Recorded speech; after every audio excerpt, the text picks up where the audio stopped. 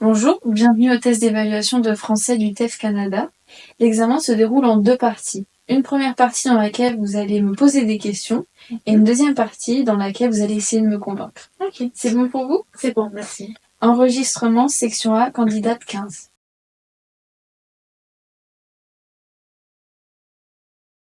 Bonjour madame. Bonjour. J'ai trouvé cette publicité hier Mhm. et il s'agit sur le flamenco, je pense. Est-ce que j'ai beaucoup de questions, vous pourriez m'aider, s'il Oui, vous plaît? oui, bien sûr, sans problème. Ok, super. Donc vraiment, je sais pas qu'est-ce que le flamenco. Alors le flamenco, c'est une danse espagnole Mhm. et elle est pratiquée dans beaucoup de pays de nos jours. D'accord. Voilà. Super, très intéressant. Non? D'accord. Et quels sont les prérequis pour pouvoir danser le flamenco? Alors, pour nos cours, il n'y a pas de prérequis nécessaires. C'est ouvert aux débutants.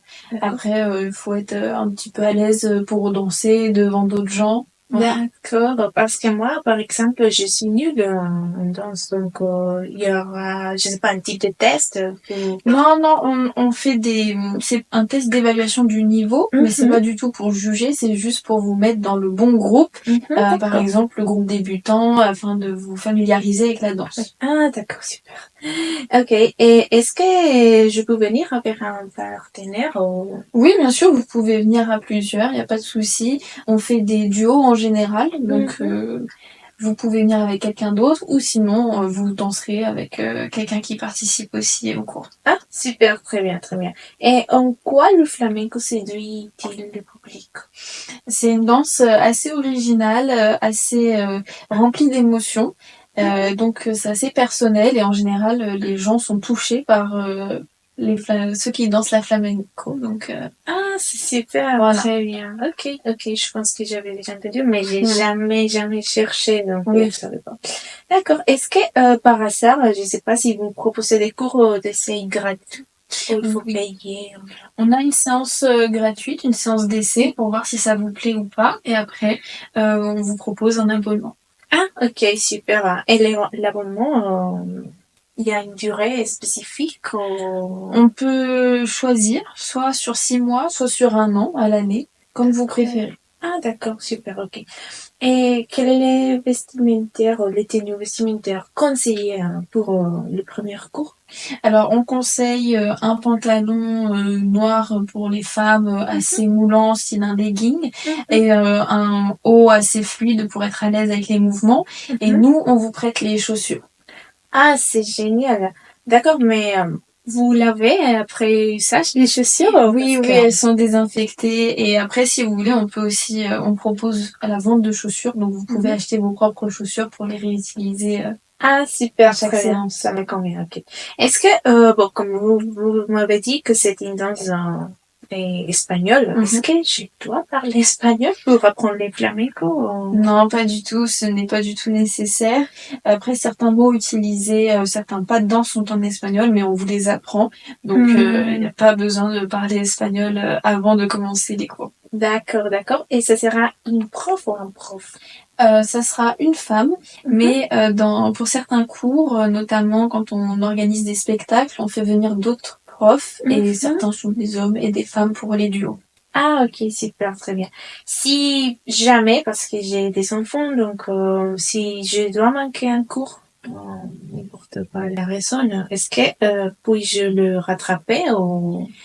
Alors, les séances ne sont pas rattrapables, D'accord. mais on vous recommande de nous prévenir aussi au cas où vous puissiez pas venir pour qu'on puisse voir s'il y a assez de monde dans le groupe.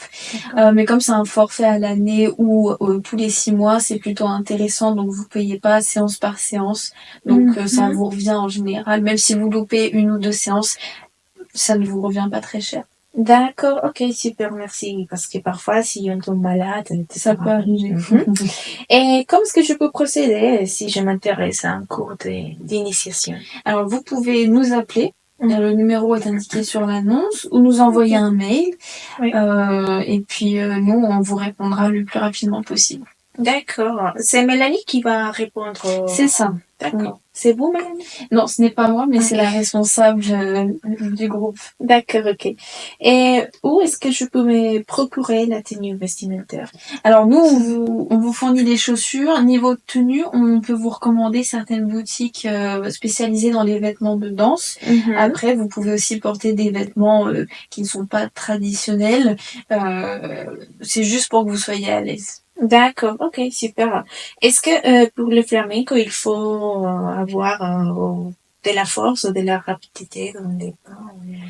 Avec l'apprentissage, vous serez de plus en plus à l'aise. Après, c'est pas une danse, c'est sportif parce qu'on bouge beaucoup sans s'en rendre compte, mais il n'y a pas besoin de porter, à part pour les hommes et certains pas de danse, mais c'est absolument pas obligatoire, donc ne vous inquiétez pas là-dessus. Ok, super, très bien. Et bon, je pense que c'est tout. Je veux réfléchir, je veux Oui. parler. Si vous avez d'autres questions, n'hésitez pas à appeler ou à envoyer un mail. Super, merci beaucoup. Je Hein. vous en Au prie, revoir. au revoir. Alors, nous allons passer à la deuxième partie de l'examen dans laquelle vous allez devoir me convaincre. C'est bon pour vous? Oui, c'est bon. Partie B, enregistrement candidate 2.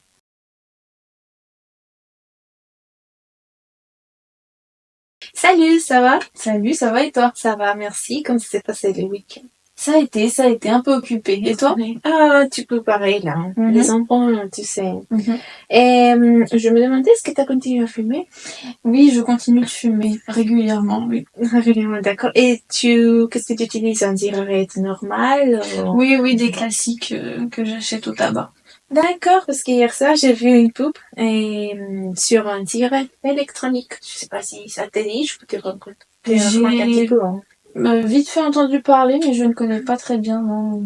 Non? Non, oui. Okay. Tu peux m'en dire plus un peu? Bah ouais, tout à fait. Parce que la cigarette électronique, pour préserver la santé. Quand même, ça peut être un pas pour arrêter pas de fumer, tu sais.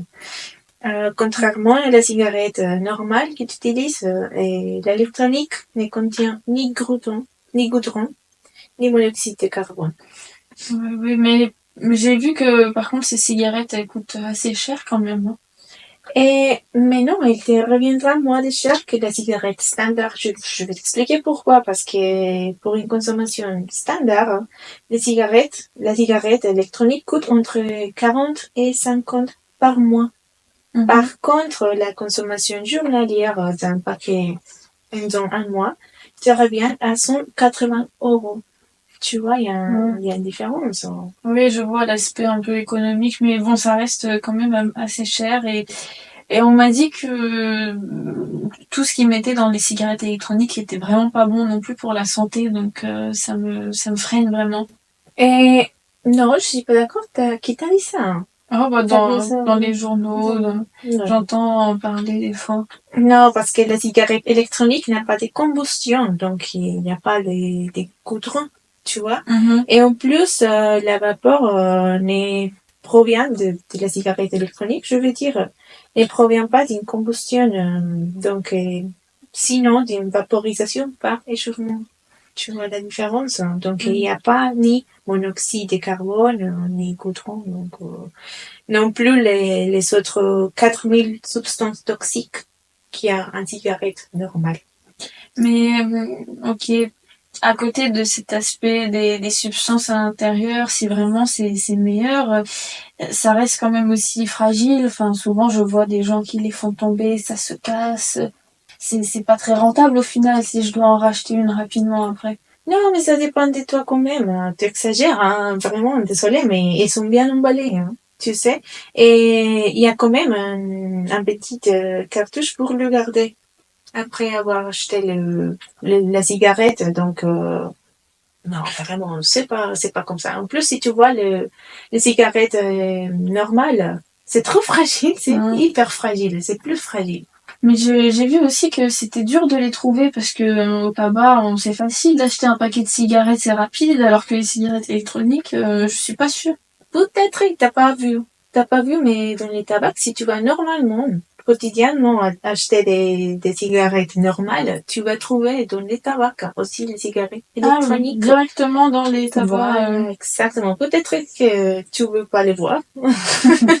Aussi, dans les pharmacies, c'est trop facile de les trouver. Donc, mais vraiment, pensez bien. Bon, il faut que je me renseigne. Je suis pas sûre d'être prête à passer le pas. Pour l'instant, D'accord. c'était le pas, mais je te tiendrai au courant si jamais Ouais. j'investis dans une Absolument. cigarette électronique à l'avenir. Absolument. Tu peux réfléchir. Ça marche pas. Ok. Merci en tout cas.